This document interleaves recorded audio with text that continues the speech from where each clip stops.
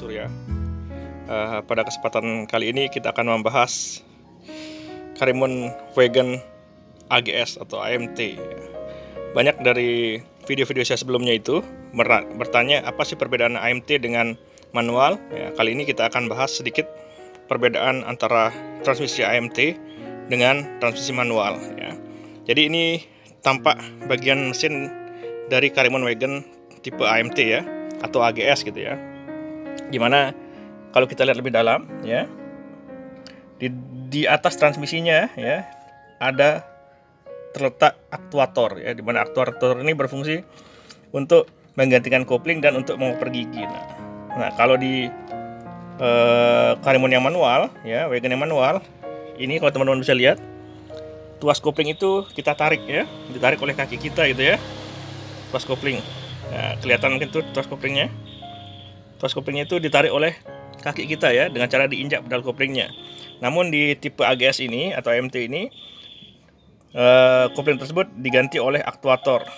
Merek aktuatornya teman-teman bisa browsing, yaitu Magneti Marelli. Kalau tidak salah ini aslinya dari Italia ya. Jadi tidak usah khawatir dengan kualitasnya, itu teman-teman ya. Untuk transmisinya sama dengan transmisi Karimun Wagon yang manual ya, hanya saja di atasnya ini terdapat aktuator ya, dimana aktuator ini bekerja untuk menarik kopling dan memindahkan posisi transmisinya. Transmisinya sama, banyaknya 5 transmisi ke depan dan 1 mundur ke belakang ya, dimana aktuator ini teman-teman dikontrol oleh secara elektronik oleh ECM mobil ini.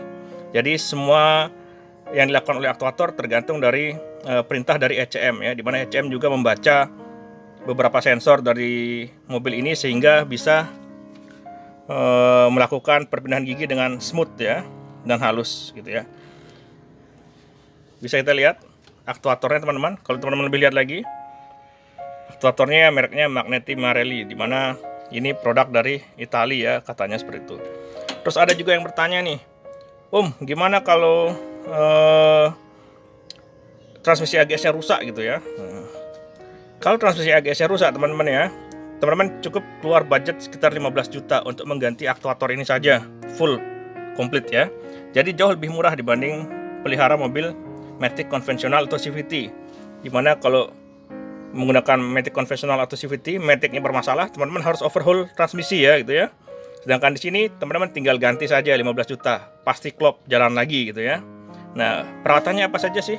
Perawatannya teman-teman, sebenarnya perawatannya sederhana, sama seperti mobil manual ya, dimana setiap 50.000 kilo disarankan ya untuk mengganti kopling setnya ya, kopling setnya di dalam transmisi ini ya. Jadi nanti teman-teman harus ganti kopling setnya di 50.000 kilo.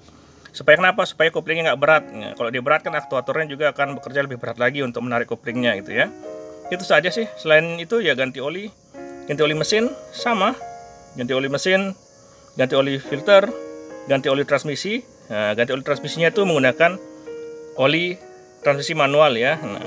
Nah terus ada yang bertanya lagi, AGS-nya sering jebol. Nah, sebagian besar AGS jebol itu karena ini teman-teman, oli hidroliknya yang di sini, yang di tabung ini diganti teman-teman. Padahal oli pada tabung ini nggak perlu diganti ya. Jadi diamkan saja dia seperti itu. Sama seperti ini kan tidak tersentuh nih, makanya kotor, nggak pernah diganti juga. So far aman-aman saja olinya gitu ya. Terus kalau ganti kopling harus di bengkel resmi ya Om ya. Kalau ganti kopling saya sarankan di bengkel resmi. Kenapa?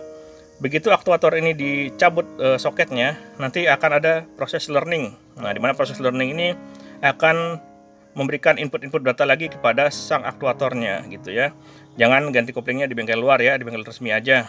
Itu juga harganya 11-12 gitu ya, dan pasti produknya asli. Itu saja sih sedikit penjelasan tentang Karimun Wagon AGS ya, atau AMT ini dibandingkan dengan yang tipe manual ya. Semoga bermanfaat. Kalau ada yang ingin ditanyakan, teman-teman bisa komen di bawah ini. Jangan lupa subscribe ya. Terima kasih.